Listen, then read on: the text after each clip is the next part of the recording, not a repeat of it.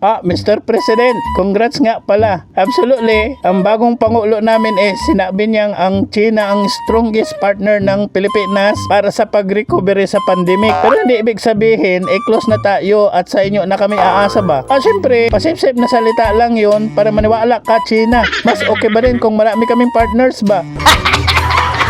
China, ang dami-dami mo kasing promise na project dito sa bansa namin. Pero parang wala naman at kulang-kulang ba? Asan na yung maraming jobs and infrastructure na promise mo? Wala pa. Yung telco mo na dito, palpak din.